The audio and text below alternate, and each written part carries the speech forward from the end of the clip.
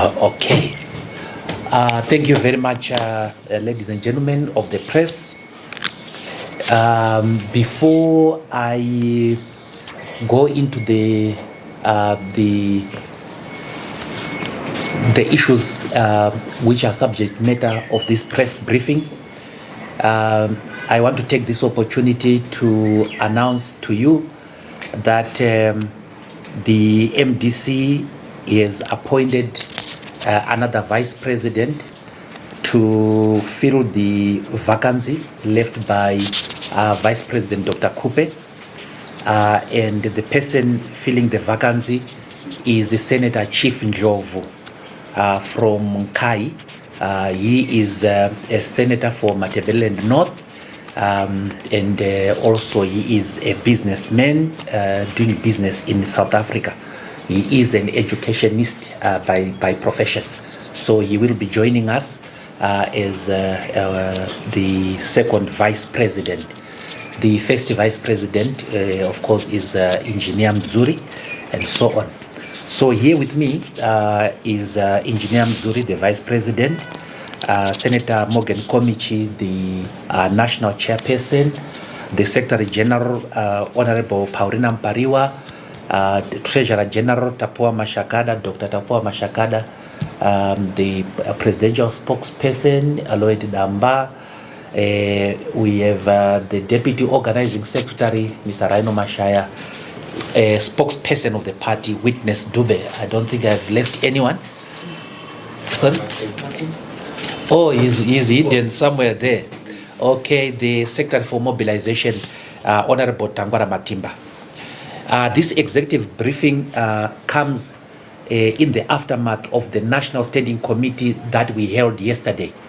At that National Standing Committee, we received the technical input from our technical staff regarding the deteriorating social, political, and economic situation in our country. And we are here to share with you our analysis, our assessment of the worsening and the deteriorating social, political, and economic situation in our country. The MDC is concerned with the deteriorating situation, socio-economic situation in our country. And number one, we are worried about the level of inflation. The cost of living is astronomically rising with no signs of abating. If you just go to the shops, you will see that the prices are rising at a very alarming rate. And this, compared to the income that the people are getting, leaves us worried. It means that most of the Zimbabweans are now living below the poverty datum line. The ordinary man in the street is bearing the brunt of this free-falling economy, with all its signs that this government has basically failed in the inflation war. The major cause of inflation, of course, is the volatility of the exchange rate. The government doesn't seem to have any practical or workable ways of harnessing this galloping inflation. Our people are suffering. The second problem that we have identified is the exchange rate. The parallel exchange rate, the parallel market exchange rate is now standing at 1:450. As compared to 1:168 of the auction rate. And this rising parallel market rate has created value chain inflationary pressures. The gap between the auction rate and the parallel market rate has widened, clearly articulating our national exchange rate failure. This problem is exacerbated by the corruption at the RBZ auction. In this regard, we have noticed that there is double dipping by favored players at the auction rate. So these people, the people at the auction rate, those who are favored, are in fact double dipping. But our worry is that Zimbabwe is basically 4 exchange rates: the interbank rate, the auction rate, the retail rate, and the parallel market rate. And this is not well for our economy. The third issue we want to talk about is social protection. there is basically absence of social protection in our country. The most graphic portrayal of our failing economy is the degeneration of social protection, which has left many pensioners condemned to receiving paltry tokens that they can barely survive on. We have seen an erosion of the pensions, erosion of the salaries, and the basic collapse of few social safety nets that were available. The social safety nets have no meaning because of inflation. This brings us to the plight of the civil servants. It is common cause that the plight of the civil servants has been worsened by the government payment of salaries in local currency, which is far below, which salaries are far below the poverty bottom line. This has impoverished many civil servants, including nurses and teachers, who in turn have to turn on society for cushions in order to sustain themselves. We call upon the government to pay civil servants in United States dollars. This problem is not only peculiar to civil servants, it goes also to public servants, who include people who are in the security sector, the army, the police, and the prisons, and so on. It is also goes to the private sector employees who are being paid in local currency. What that means also is that wage determination in the private sector, particularly wage sector where we have unionized labor, is through collective bargaining, and that collective bargaining has lost all efficacy because of the deteriorating economic situation. Dollarization, which is point number 5. Without equivocation, the market is dollarized, and there is absolutely no need for the government to ignore this fact. Unfortunately, the economy is no longer in the hands of the government because of its intransigence. It has failed to fully move towards dollarization. But yet, by paying some of the salaries for civil servants in US dollars, the government is tacitly accepting the loss of value of the local currency. We need to acknowledge here that there are shops and services that are refusing to accept payment in local currency. And the irony of it is that some of these businesses are owned by people who are in government. Number 6, the level of unemployment. Zimbabwe is one of the highest unemployment rates in the world. The youths, college students, college graduates are roaming the street jobless, and the government is doing nothing in terms of real employment creation, despite its promises that it is going to create jobs. This is a ticking social bomb, a ticking time bomb, and we are going to witness a lot of social disharmony as a result of this. Zimbabwe has experienced very poor rains in the last season. People are facing starvation. It is critical that the government intervenes in this regard to ensure food security for our people.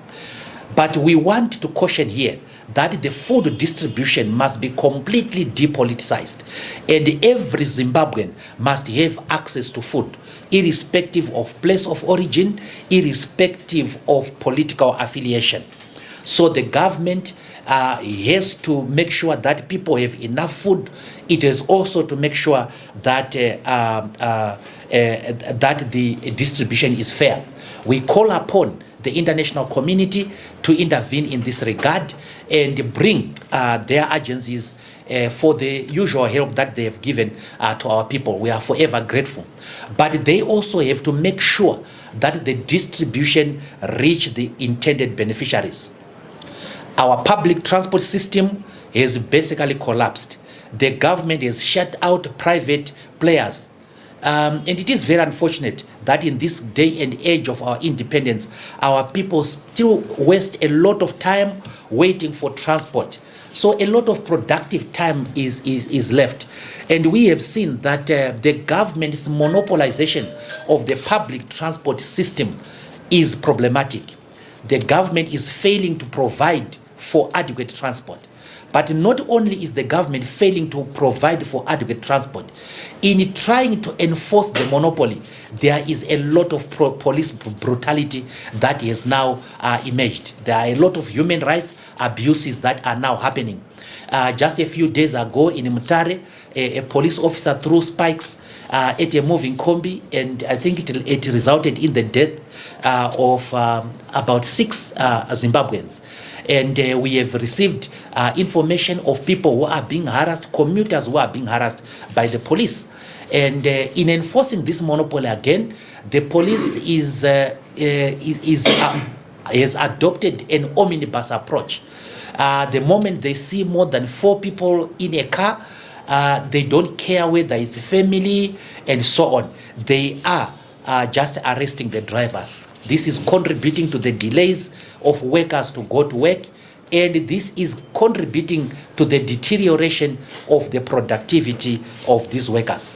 We demand that the transport system, the public transport system, must be made more efficient. The government must acquire more buses. The government must resuscitate the train system so that our commuters get transport. On top of that, the public transport system must be opened to other players, including the players in the private sector. All that we have said is a cause of concern to us as the MDC. We still maintain that the Zimbabwean problems, the problem that Zimbabweans are facing, the socio, political and economic problems, can be resolved through a system of dialogue. We therefore call upon the government to make sure that there is dialogue. On the area of inflation, we call upon the government to converge an immediate all stakeholders economic summit to find ways of reversing this inflationary environment that has arisen. The purpose of dialogue, ladies and gentlemen, is not, as others have said, in order for us to share executive power with the government. The purpose of dialogue is to make sure that we bring about concrete social, political, and economic reforms. Zimbabwe is bleeding. Zimbabweans are suffering. Of course, one of the causes of inflation are things that are outside the control of government. But there are such as the Russian-Ukraine war. It has had far-reaching consequences to the globe, including this part of the world. But there are things that are within government control. The issue of corruption, the issue of the ability to have a workable system of allocation of foreign currency, the auction system that we have adopted. It must be a workable system, and it must be rid of corruption and favoritism. So there are many things that are within the control of this government that it has failed to do. So because it has failed to do these things, we foresee a deterioration in the economic situation in this country. We see a deterioration, an exacerbation of debilitating poverty and want within this country. And we also foresee the possibility of political disharmony in this country. And we have to arrest this by going back together on the table and deciding the fate of this country together. We call upon this country, we call upon the government, we call upon President Mnangagwa to heed our call for national dialogue to deal with these socio-political and economic problems. I thank you. Thank you, guys. If you have any questions, please raise your hands. I'm only going to allow 2 rounds of questions. Number one. And last one, you can answer. Okay, Samuel Chagawara from Open Party. Senator Mwonzora, what issues will dialogue address that platform such as Parliament has failed to address? I've heard yourself specifically and Senator Komich raising pertinent motions in the Senate chamber. So what other issues will dialogue resolve that platform such as Parliament have failed to work on? And the other question is, as a government in waiting, what would you better in terms of resolving transport challenges? Okay.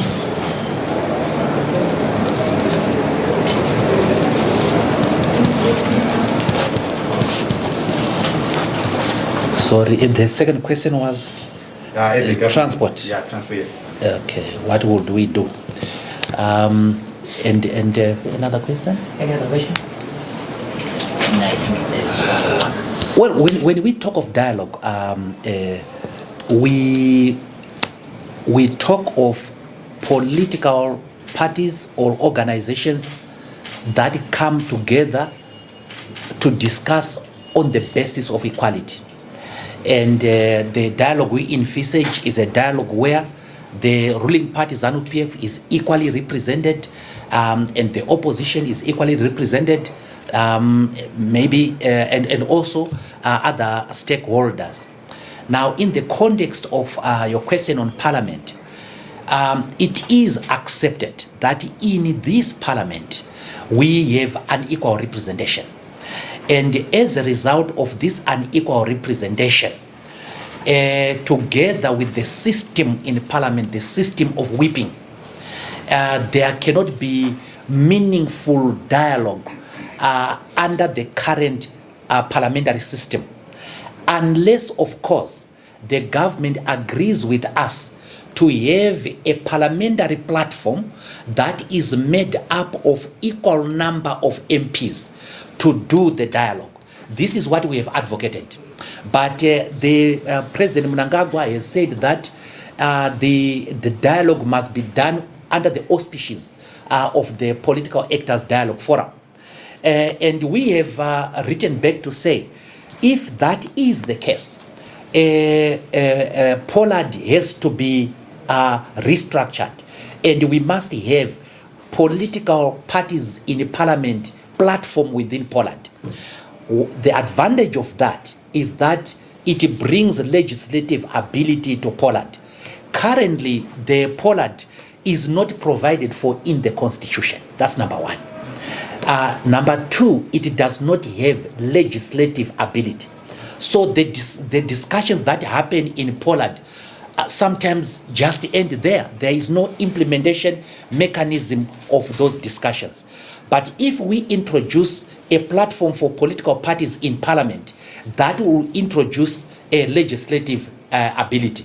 So yes, we would have wanted this to happen in Parliament, just like what happened in COPAC. Under COPAC, we had almost equal representation in the select committee. And the people then negotiate at that level and agree. When you go to Parliament, you are now passing this as a mere formality. If we use the current system of Parliament right now, it is an adversarial system. Those from this side will vote against anything brought by people from this side. So a dialogue is not parliamentary debate. Dialogue is when people sit together across the table and negotiate. We negotiate, we would rather negotiate using a smaller committee, whether it's a committee of parliament or not, or whether it's Poland or not. Having said that, we believe that for dialogue to be meaningful, it must be inclusive, it must be unconditional, and it must be genuine, and it has to be, of course, structured. We need to involve people who are not necessarily in parliament, civil society, churches, and other stakeholders, including labor and business. Already, we have seen churches have written their opinions about dialogue. We have also seen labor doing the same, and a number of private business people talking about the need of dialogue. So our priority will be dialogue via a parliamentary committee, a parliamentary forum established on the basis of equity or equality. If that fails, then Pollard has to be restructured to include a platform for political parties in parliament. This is what we sent to President Mnangagwa on the 6th of January this year.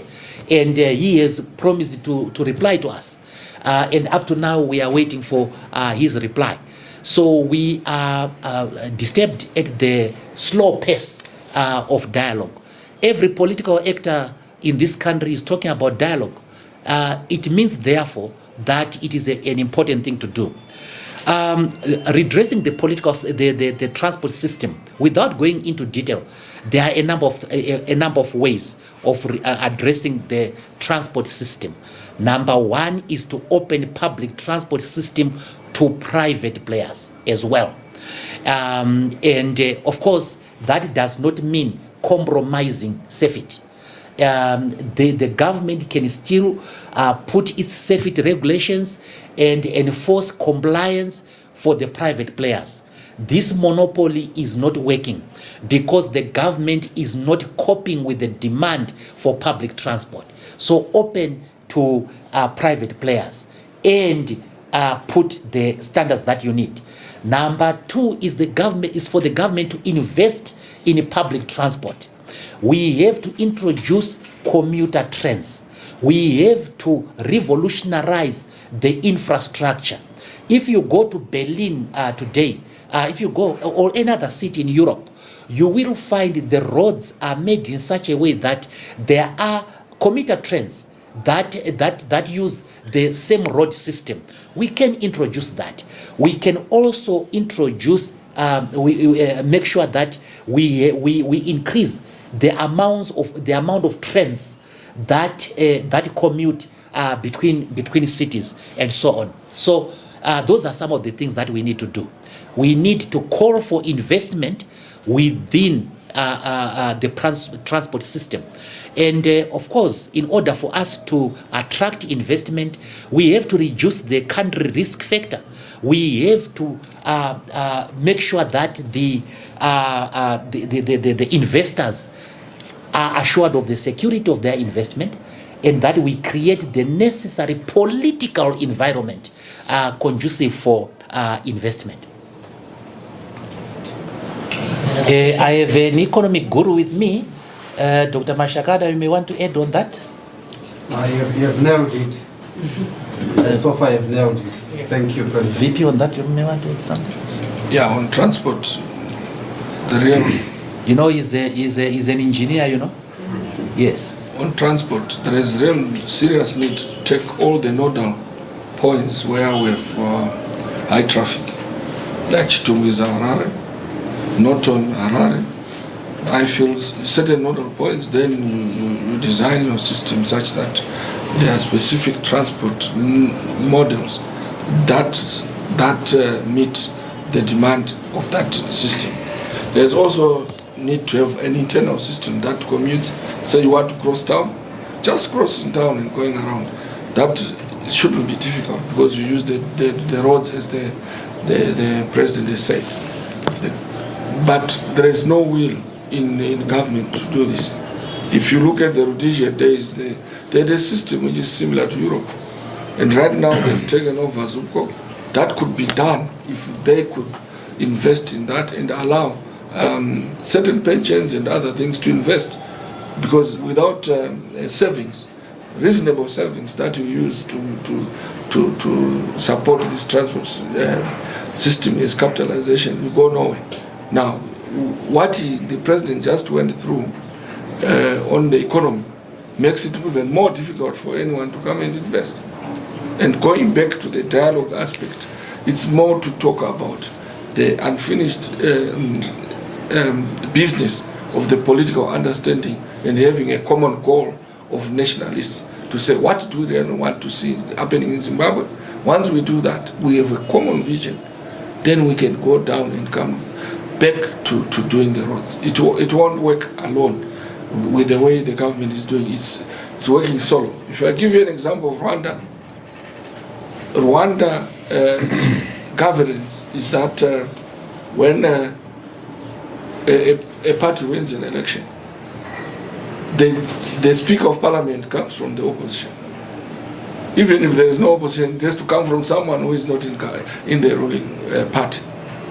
Then the Prime Minister is appointed by the President, but is also an outsider. So they advise each other so that they work together. And their councillors are not politicized. So the common agenda of a country is not based on political following only, it's based on the national understanding of delivering the political, social, and economic goods, which brings us back to the crisis of transport. And what the government is doing is it's not treating its citizens properly by making them suffer with with arresting everyone when they have even nothing in their pockets. And that should stop. It should stop. In fact, this brings us to some of the things that we discussed in the National Standing Committee. We are so displeased by the deteriorating social, economic situation in this country, the endemic poverty that is there, and the insensitivity of government. While we are pursuing dialogue, we also are looking at other methods of putting pressure on government, and this includes, of course, peaceful demonstrations. You may hear us in the not so distant future calling for peaceful mass protests against the insensitivity of government. The aim of the peaceful protests is not regime change. The aim is to push government into positive action. So we talked about that, and it is on the table. Okay. Could I start from Ms. J? So you mentioned about peaceful protests. I hear that there's a... Tagwire, are you related? Not, sir, not. Okay. No, I'd already thought that I was looking at a millionaire. Okay. Yes. Okay, my question is, you mentioned about peaceful protests that you are saying that you push government maybe to improvise what's happening in Zimbabwe. We hear that there is NASO and the unions, trade unions, they are pushing for a protest in the near future, maybe this week or this coming week. Monday. So as a Monday, so as a political party that advocates for the citizens, do you support that move, or do you condone, or do you agree with the protest that the citizens are advocating this amount? Okay. Yeah, Senator Mwonzora, last time that you updated the press, there was talk with regards to a post-mortem. There is a by-election, councillors, I think in Chitungwiza, maybe in Rusape. Is that analysis been taken, and what are you going to do different if you are participating in this by-election? Anyone else? No one. Okay, Sasa from ZTN. Maybe if you could just give us a brief on the roadmap to the Congress, and maybe talk about if all posts are up for grabs. What do you want me to say, Sasa? You want me to say the president is out of bounds? No. Okay. The ZINASO and their colleagues who have called for mass protest next week are Zimbabwean people. and they are protected in terms of the Constitution. The Constitution that we wrote, the Constitution that we were party to drafting, gives the Zimbabweans the right to peacefully protest as a way of putting pressure on government. So as long as people are Zimbabweans and as long as people have issues, they have the right to demonstrate. And if the reason for their demonstration is the deterioration in the economic situation, one cannot say that that cause is unreasonable. It is reasonable.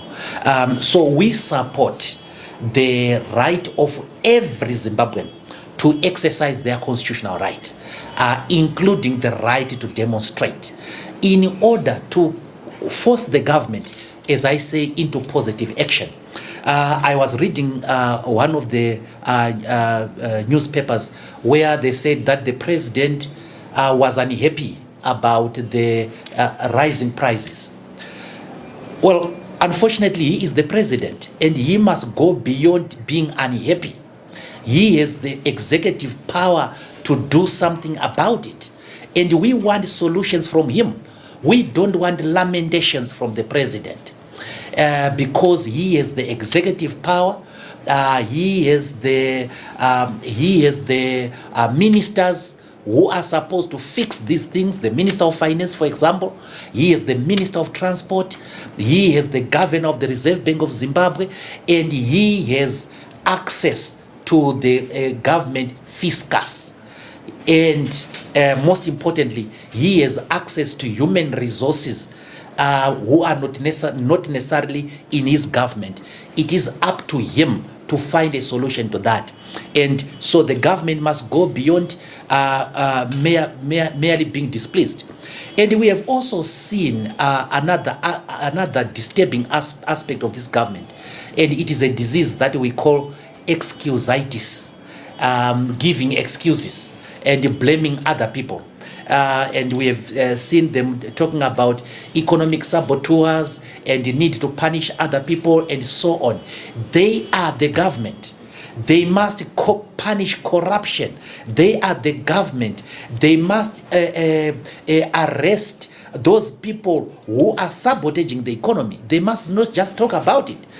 They must deal with that. And on that score, we must strengthen our institutions and make them more independent. Therefore, we must strengthen the Anti-Corruption Commission, we must strengthen the Human Rights Commission and the other commissions, even ZEC and so on, so that they are more independent and more effective. We have done a post-mortem of the election, of course, and we are participating in the 2 by-elections, of course, and we see whether the interventions that we have instituted are going to be effective. If they are not, we go back to the drawing table. We are going to be involved in a politically iterative process. If we try this and we don't see it working, we try to improve. So we will never boycott an election. We will participate in the election process. But having said that, we are pushing hard that we must have electoral reforms in this country. I saw I think it was in Chitungwiza, there was violence that erupted there. That should be stymied, that violence. And we must have an election system that is free and fair. And the government is duty bound to make sure that it provides for that election atmosphere. Congress, yes, we are going to Congress.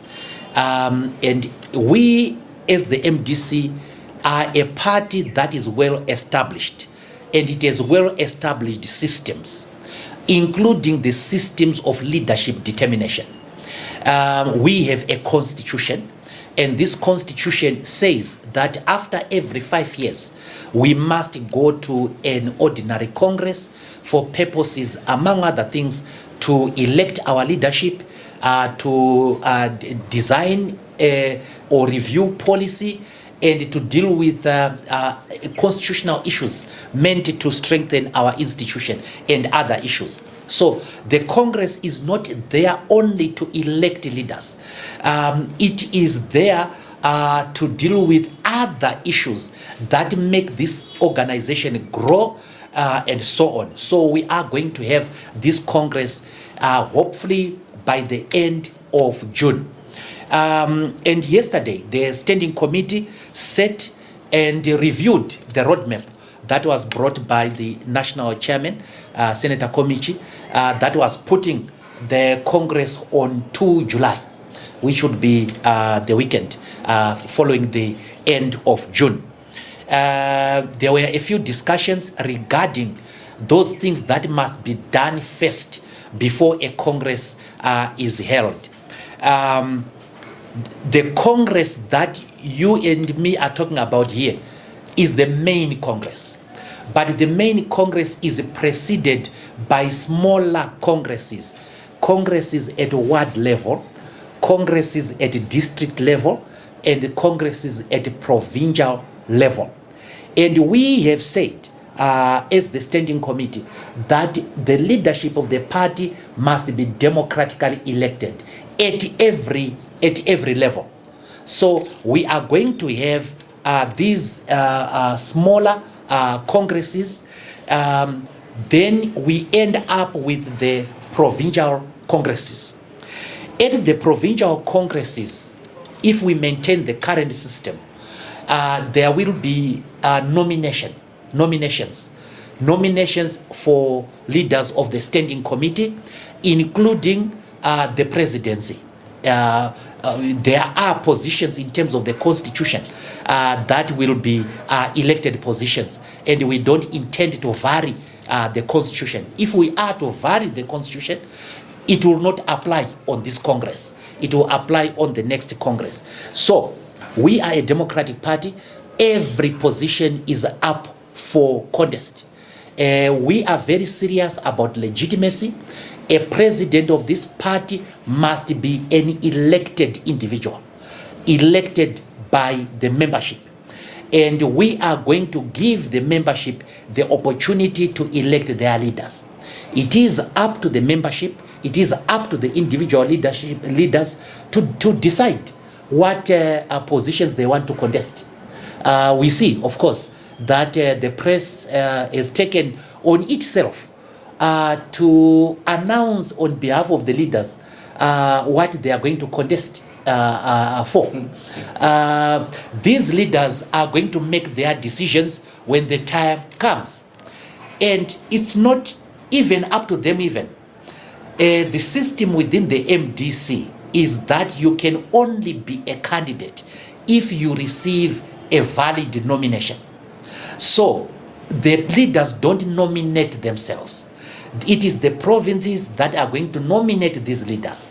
And once they are nominated to the various positions, they make their decisions on whether to accept the nomination or not. And at that point in time, that's when they are then entitled to be elected in those positions. So ours is a democratic system. Ours is not a one-man band. Ours is governed by the Constitution. Ours is a democracy. And whoever emerges as the leader at a Congress is the legitimate leader of our party. We don't deal with the leadership in any other way. I want to comment on the by-election. The by-election, yes. I just want to point out something on by-elections. Yes, we have done our introspection. There is need to really look at by-elections as by-elections. There is only 1 year left. The citizens have not much appetite to vote. And we might not get the best barometer by these coming by-elections. And what we've seen is we have to explain ourselves to the community on what has transpired. We remain resolute as MDC, which is the main opposition party, which started in 1999 and never wavered. We are not going to be waved by anything that goes outside the constitutional dictates of MDC. In any country, there are ups and downs. This could be a down, we can go up, but people in a political system have to work towards a winning year. You don't always win. Sometimes you go down, sometimes you go up. So on our introspection and our consultations, we seem to see that there are a few areas we need to work on, and the time has been too short to really get all the corrections done in terms of our discussions with the public. But I can assure you that come 2023, we might have changed the atmosphere and do something different. So by a by-election, I want to say, as far as I'm concerned, it's not a real barometer. And also, I want to plead with you journalists to insist that there is debate. There is no debate on candidates, even to show what they've done. If you go into Harare, I saw some of the councillors whom we've worked with who were so corrupt. They were really caught on corruption, but they were re-elected, which means even the public doesn't know that these people have really done corruption. They don't want to accept that they've done corruption. So our election system is lacking a debate. This is what we talk about, dialogue, understanding that a candidate must be worth the salt of representing people. But a lot of people just go as a group, and that group you don't even know the people, and you say we are going as a group, and you do nothing for the people. Thank you very much. Maybe I need to add one thing. Sorry, spokesperson. We are perturbed as the MDC by the statement that was given in the House of Lords by Lord Otis. He is a British Lord, and he sits in the House of Lords. And the Lord Otis uttered something to the effect that the MDC-T is sponsored by ZANU-PF. That statement is false, and we condemn it because the dear Lord Otis did not do his research. Had he done his research, he would have noticed that the MDC-T is a party that has the second highest number of seats in the Parliament of Zimbabwe as things stand. And he would have known that in Zimbabwe we have a statute called the Political Parties Finances Act, in terms of which political parties access public funds from the taxpayer, sponsored by the taxpayer. And he would have known that that is our only source of funding that we get from government. We have never received anything from ZANU-PF, and to make matters worse, the Lord did not even get his figures right. I am writing to him, to Lord Otis, to correct himself, so that he must correct himself. What he said in the House of Lords is unfair to the MDC. Not only is it unfair, it is malicious. Not only is it malicious, it is false. And it's surprising that Lord Otis worked in Zimbabwe. He ought to do more research. So we are going to write a letter to the Liberal Party to correct what they have done. The MDC is an independent party with a clear vision of its own and a clear vision for Zimbabwe. The fact that we have chosen the politics of rational disputation, the politics of being not unnecessarily confrontational, does not mean that we are an appendage of anybody. We are an independent party, and to Lord Otis, we are going to write the letter. It's something that I'd overlooked when I gave my presentation. Thank you. Thank you so much. I think we come to the end for